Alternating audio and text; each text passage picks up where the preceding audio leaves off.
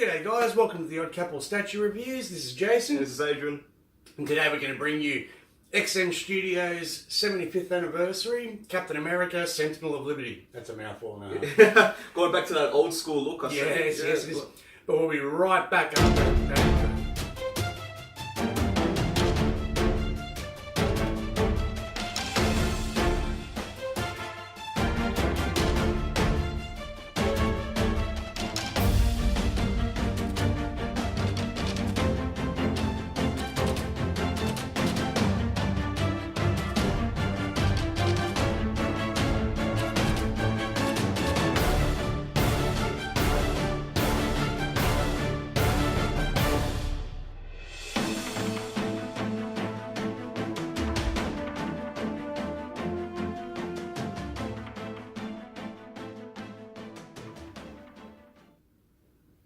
Welcome back, guys. As I said, we're going to be doing Captain America, XM Studios Captain America, Sentinel of Liberty. And it got that old school look, like I said just before. I like the shield, the old school shield. Yeah, I love the old school shield. The winged helmets. The winged helmets. At least doesn't have rubber ears. We're not going to talk about the rubber ear movie, huh? I think a lot of old school Marvel fans will know about that one. Yeah, well, it's sort of like how us DC fans don't like to talk about the Green Lantern movie. So basically, like, really impressed with this piece. The number one thing that strikes you straight away is the homage to World War II on the base. Yeah. At the back here, we'll show you in the close-up and that, you've got a montage of soldiers storming Normandy on D-Day. Yep. You got the Captain America old-fashioned shield symbol on the base. Yeah, well, that's the D-Day right Captain there. America leading the charge on D-Day, and a representation of his modern shield on the other side. Yeah. It's pretty cool. It's pretty cool for a base, I'm going to say. Like XM Studios, comes with a lot of different features. They like to give you an option of display, so you can try and make more than just one statue out of your statue. Well, just like the previous statue we reviewed, they give you the artwork, yes, the company with all the statues that they produce. If you want to just hold it up there, we've got this is the art print that comes with him. So Captain America in the classic outfit, like he's represented here. You'll see in a close-up a bit closer. So a lot of people didn't like this piece. There was a bit of furor over him.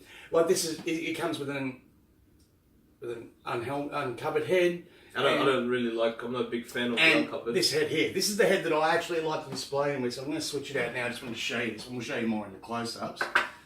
So, the magnets are very strong, the composition of him is put together really well. I like the mixed media and everything on him as well. The mixed media look, as you feel, it's actually polystone, it's not mixed media. Well, before we get too much into the statue, maybe we should just go review the origin stories. Maybe the big difference between the comic book version and the cinematic, especially the Civil War. A lot of differences that a lot of Marvel people that read the comics did not like. Yeah. I heard it everywhere. Yes. So, what's the big difference between the comic book and what's shown on the movie? Okay, well, in the comic book, Red Skull was actually just a nobody. I believe he was a bellhop in a hotel where Hitler was staying, where they were having a big convention. In the movie's a general.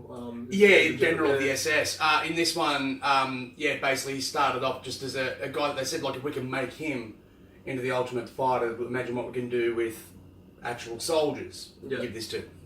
So they'd enslaved that doctor that created the serum and stuff like that and forced him to work for him. And the serum also brings out a true representation of your inner character. Yeah. Now, this kid was chosen because he was a hardcore Nazi and he actually believed in the ideals and stuff like that. So when the serum activated, he became the Red Skull. The Captain America story in the comics, very similar to the movie. That was one thing that they did get right with the movie, where he was trying endlessly to enlist. He was a frail body, basically lying on enlistment forms to try and get in and stuff like that. And in the end, he was selected for this secret soldier program. Yeah, by the scientists. And basically... Was the assassination the same when he was assassinated? I believe it was, yes. Was it the same as like the timing? Like he was assassinated just as? Yes, just as it happened. So no, they couldn't replicate his work. In the comics, they've tried for years, and there has been some success rates, but a lot of failures. Yeah. Okay, and none of them have equaled like Steve Rogers, this Captain America that we have. No.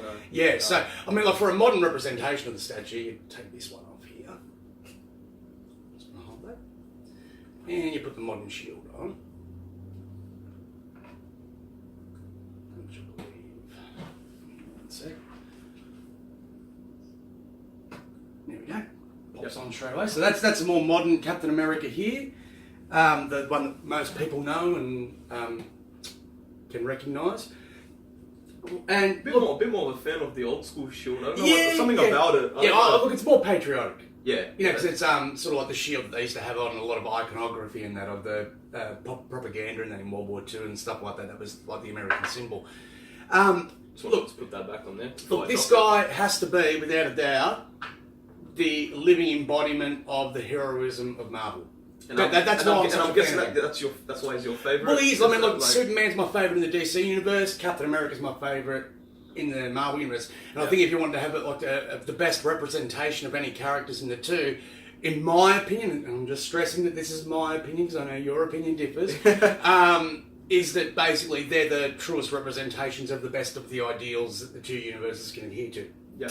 Okay, like Captain America with his righteous truth and justice, and ensuring that, you know, there's the American ideals and they're upheld, like the American country was birthed on, like the ideals that they were birthed on. Yeah.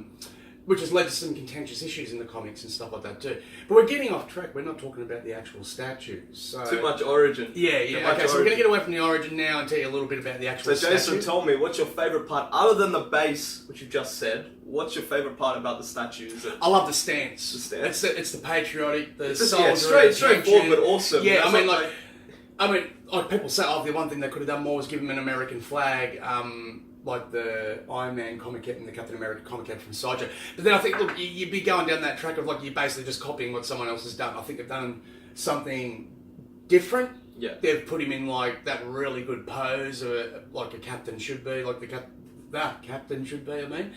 And yeah, like, I mean, the history of the character is truly fantastic. Yeah. I mean, they've done some things I don't agree with him in the current comics, but, you know, you can't have everything you want for it all the time, so...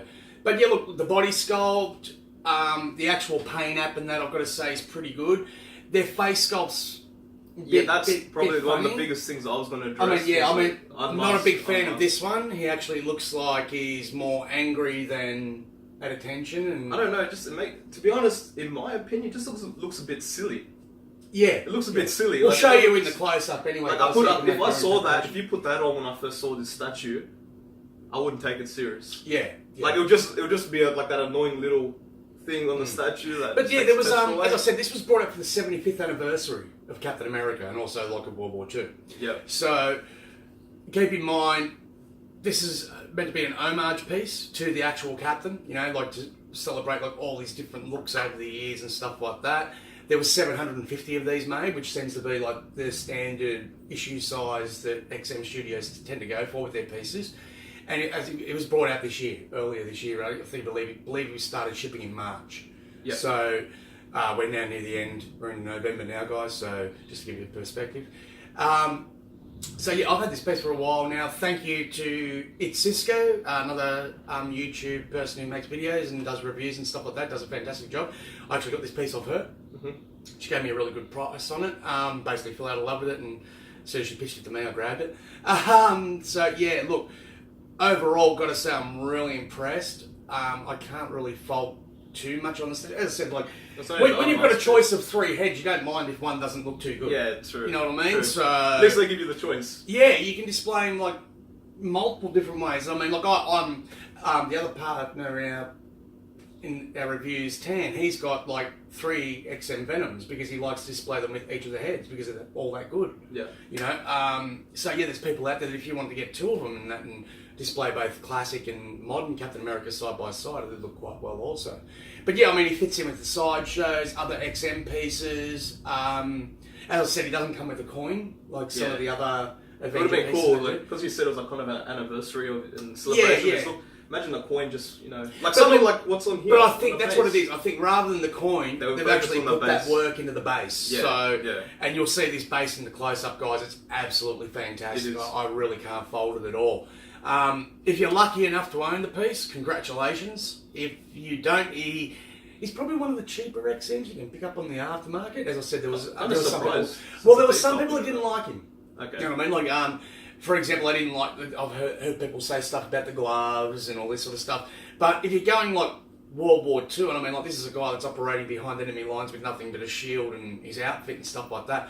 Well, you know, all these little pockets and that makes sense because you'd have to have stuff in there. Utility. You know? Yeah, yeah, you know? especially the belt really stands up for that. Yeah, yeah. And I mean, look, yeah, as I said, like, I love the fact that the way the pose and the body and everything's done, that it actually gives the impression of mixed media when it's not. You know what I mean? Like, there's no leather pieces or rubber. Yeah, the painting was done that well. Yeah, it was done really well. Yeah. And look, this head sculpt here is actually my favourite. Like, that's the one that just blows me away constantly every time, you know, so... I don't blame you, it actually is. Yeah, I mean, I'm really impressed with it. What I've got to say is that I think the first two things when I was looking at the statue that really spot out for me, that I really like, is the belt, utility belt. I don't know, something about it. The placement, I don't know what it is, to be honest. Ammo I just pouches. like it. Ammo pouches. Look, I just like it. Because we know, unlike a lot of other superheroes, Captain America isn't adverse to using a gun. Yeah, you know, exactly if right. need be. So I would dare say they're ammo pouches with ammo and like triage kits and stuff like that. Yeah. So well, I like how it stands out, but it doesn't take away from the whole statue. If you kind of know what I'm saying, it just kind of goes with it. Yeah. With his circumstances in his origin stories or whatever. The other thing that I really like too is the back. Yeah, the muscles in the back. Yeah, well, look so cool. Yeah, they've got the definition down. Even as I was saying, look, with where they're trying to represent that it's actually mixed media when it's painted.